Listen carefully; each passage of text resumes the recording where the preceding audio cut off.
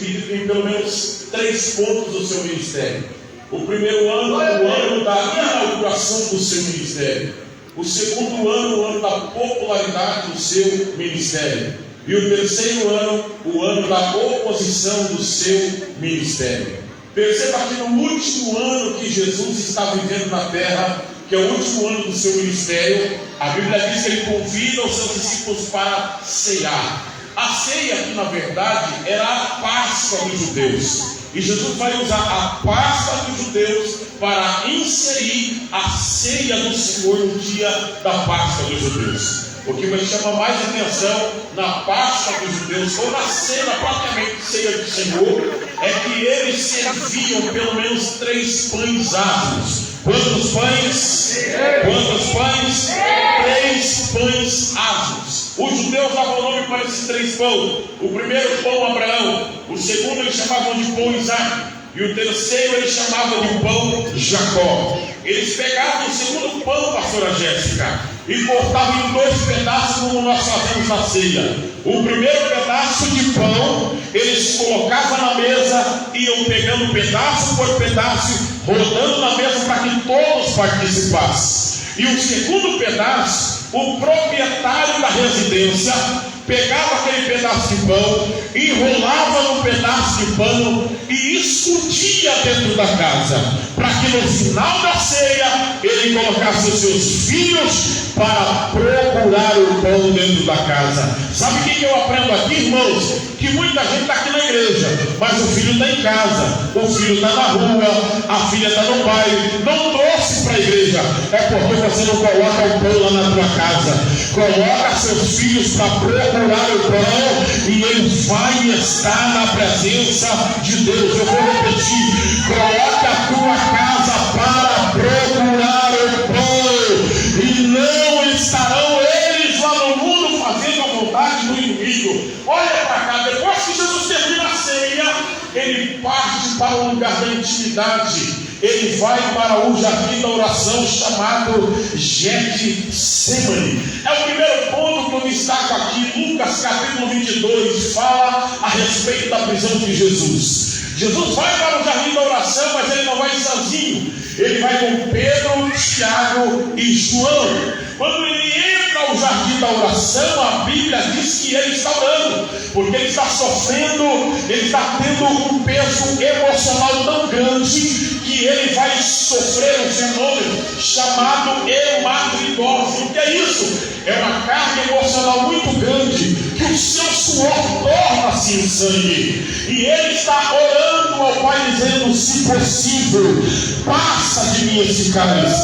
Você lembra quando você clamou, quando alguém orou e Deus não respondeu? Pois é, Jesus também passou por isso. Ele está pedindo para Deus tirar ele da cruz, ele está pedindo para Deus livrar ele da morte, mas o céu não responde. Não aparece profecia, não aparece profeta, mas a minha Bíblia diz que desce o anjo do céu e o confortava, pastor Isaías. Sabe o que a Bíblia está falando? Que Deus não tirou Jesus da prova, mas encheu Jesus de força para vencer na prova.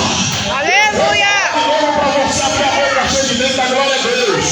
Deus não vai tirar você da prova, Deus não vai tirar essa luta, Deus não vai tirar essa dificuldade. Se depender dele, ele vai me encher de força, de vigor, de coragem, para você correr na prova, para você vencer a prova. Agora olha para cá, quero ver quem é que vai dar glória a Deus agora. Porque a Bíblia diz que Jesus entra com seus 3 discípulos mais próximos, Pedro, Tiago e João. Ele não entra sozinho, ele entra com seus amigos para a oração. Porque amigo de verdade não é quem te chama para cheirar droga, amigo de verdade não é quem te tira da igreja, amigo de verdade não é quem te perturba, não é quem te critica, não é quem fala que você está perdendo tempo na igreja, não. Amigo de verdade entra na oração com você, ora com você, Aleluia! com você, jejua com você. Só que tem um detalhe: Pedro e João entraram com Jesus, mas atrás vem Judas Iscariotes.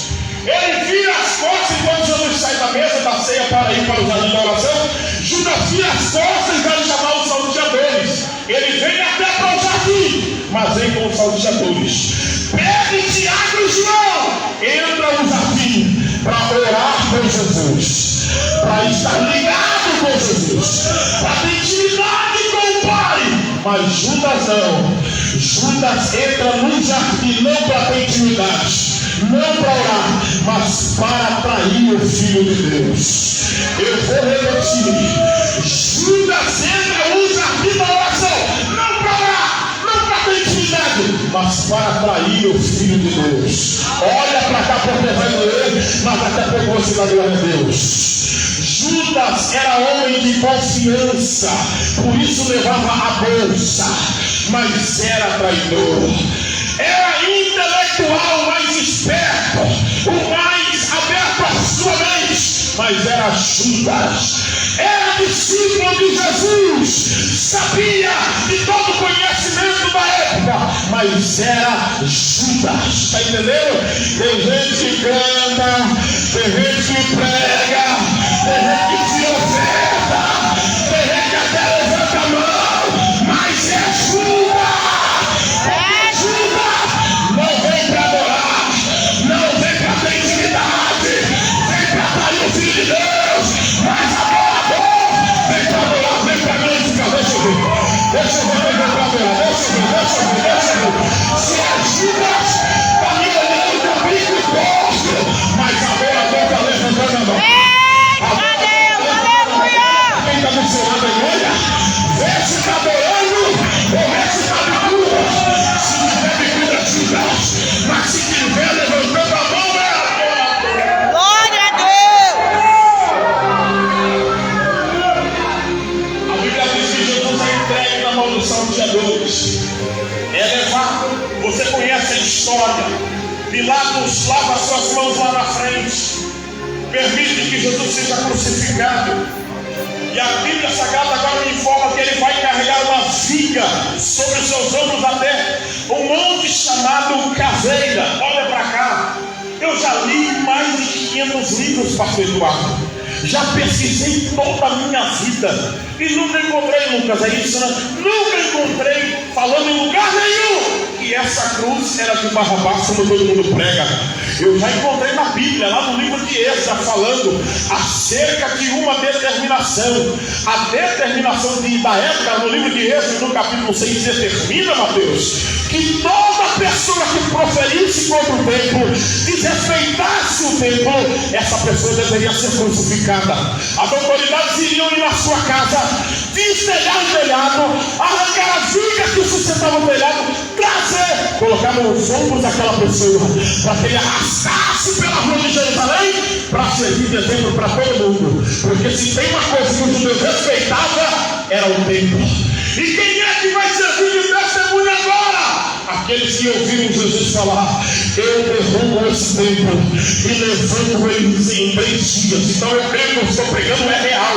Não sei se ele tinha casa, porque há 2 vertentes teológicas. A primeira vertente é que a casa que Jesus sempre ia em Cafarnaum, que ele residia, que ele visitava, que ele estava, que ele encontrava leite, que ele dormia, era de Pedro. Porque a casa de Pedro era a única casa ampla. E Pedro olha para Jesus: se você não tem glória agora, eu vou chutar sua canela. Pedro olha para Jesus e fala: Senhor, o Senhor nunca sai de Cafarnaum, o Senhor está sempre visitando a minha casa. Na minha casa tem um cômodo a mais. Não visita a minha casa, venha para cá e mora na minha casa. Esse é o desejo que eu tenho para a minha geração. Que você não receba Jesus como visitante, mas que receba Ele como morador na sua. Aleluia! O morador levanta a mão direita. Oh, aleluia! O morador levanta a mão esquerda. Coloca a mão direita no ombro do irmão da direita. Coloca a mão esquerda no ombro do irmão da esquerda. Fala para ele: Jesus mora aí. Ou Jesus está de passagem. Fala para ele: Jesus não está aí. Ou ele mora aí. Se Jesus mora aí, recebe agora.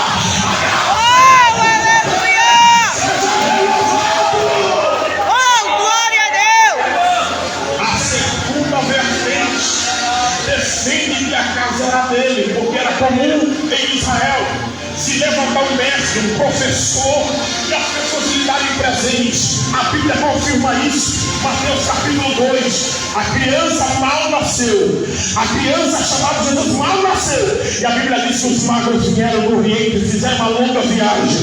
E quando encontram a criança chamada Jesus, depositaram aos seus pés tudo que eles traziam. Eu vou repetir. Quando eles encontram com o menino chamado Jesus, eles entregam tudo aquilo que eu tenho. E tem gente que entrou na presença de Deus até agora e não entregou nada. Não entregou, glória a Deus, não entregou as lágrimas, não entregou aleluia, está ganhando com a cara. Parecendo que ele não fazendo meu filho. Aproveita e entrega para ele o que é dele nesse amor. Mateus capítulo 13 diz: saindo da sua casa, foi para a sua casa. Saindo da sua casa, foi para a região do lago. Então eu acredito que possivelmente ele poderia ter casa. Eu não sei de onde era a viga, se era da casa de Jesus, se era que ele tinha, ou se era da casa de Pedro. Eu só sei de uma coisa: pegaram a viga que sustentava o telhado, trouxeram e colocaram sobre seus ombros para ele puxar pela via dolorosa. E ele vai puxando pelo meio do caminho. No meio do caminho ele cai. Há um hino por aí que fala que ele caiu por causa do peso do pecado. Irmão, me perdoe a minha veracidade, a minha ousadia, mas crente não pode cantar balela. Tem que saber o que está cantando. Tem gente que está se amaldiçoando e não sabe aonde está escrito isso, que o nosso pecado está mandado num pedaço de madeira. Nunca. O profeta messiânico Isaías disse: o nosso pecado estava sobre ele, e pelas suas pisaduras nós fomos sarados. O meu pecado não estava no pedaço de madeira, estava sobre o corpo dele. Ele cai não é por causa do peso da madeira, ele cai porque ele foi fragilizado, ferido, machucado. E todo mundo que perde sangue, todo mundo sabe que perde potássio, perde sangue, perde cálcio. Ele está perdendo sangue por causa de você. Mas a Bíblia diz que constrange um sireneu que passava por ali para ajudá-lo a levar a cruz. Nem que seja a força, mas Deus vai fazer alguém te ajudar. Eu vou repetir: nem que seja a força, Deus vai colocar alguém para te ajudar. Deus vai levantar alguém para te ajudar. Olha para quem está do seu lado, olha para quem está do seu lado. Fala: Deus vai colocar alguém à força do teu lado para te ajudar. Fala: se Deus quiser te ajudar por bem, Deus vai fazer força para alguém te ajudar. Mas você não fica sem ajuda do céu. Só quem acredita da glória. Aleluia. Ele chega no Gólgota, e eu prometo já logo encerrar. No Gólgota ele é levantado no meio de dois ladrões, conforme já foi mencionado aqui. Um à sua direita e outro à sua esquerda. A Bíblia Sagrada diz que acontecem 4 sinais enquanto ele está crucificado. O primeiro, a Bíblia Sagrada diz que o sol se esconde. Diga comigo: o sol se esconde. O que é o sol? É uma estrela de quinta grandeza na luz da astronomia, apóstolo. E o mais interessante, ela tem brilho próprio. Mas mesmo ela tendo brilho próprio, diante de Jesus ela não quer aparecer, ela quer desaparecer. Eu vou falar aqui, viu? Vai ficar maluco, mas vou falar. O sol quer desaparecer diante do mestre. Agora ele quer aparecer mais do que ele.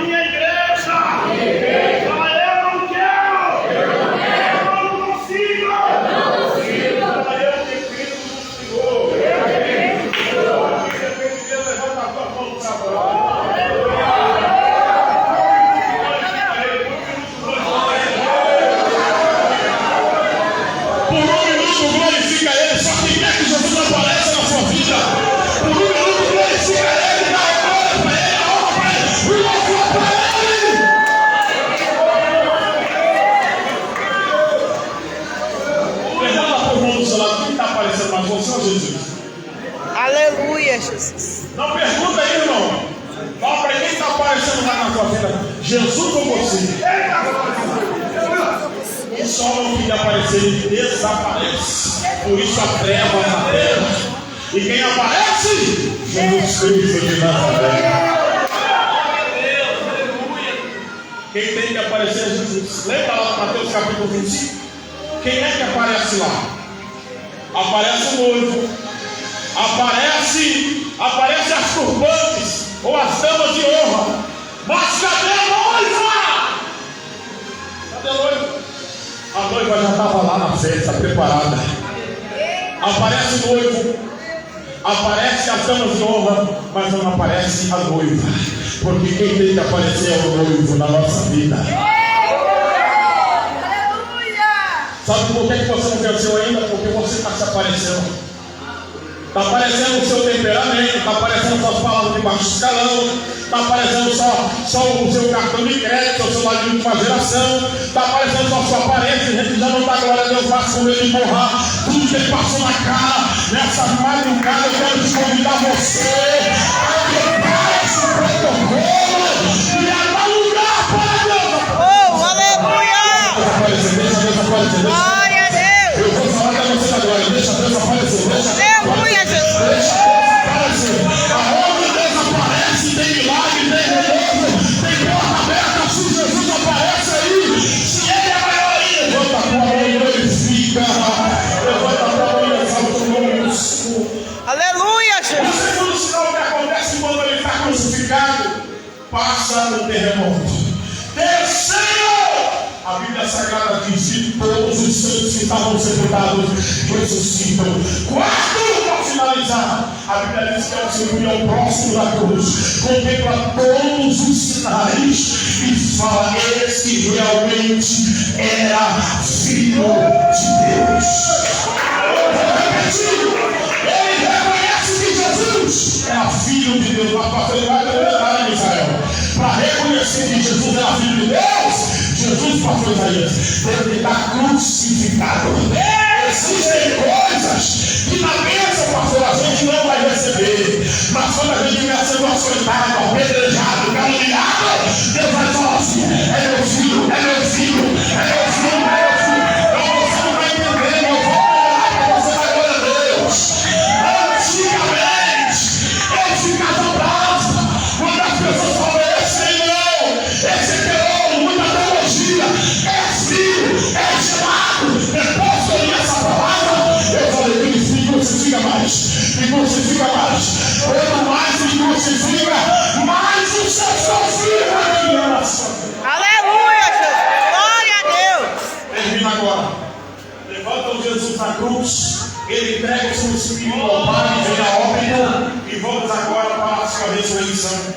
As Marias vão no túmulo pela manhã, levando perfume. Diga comigo: levando perfume. O homem está morto, mas elas estão levando perfume. Entendeu? Mas vou repetir. O homem está sepultado há 3 dias, mas as Marias estão levando perfume. Aleluia, glória! Não entendeu? Tem gente que não pode sentir cheiro de estrume, não pode sentir cheiro de defunto, pastora Jéssica. Que esparrama, é um fofoqueiro, é um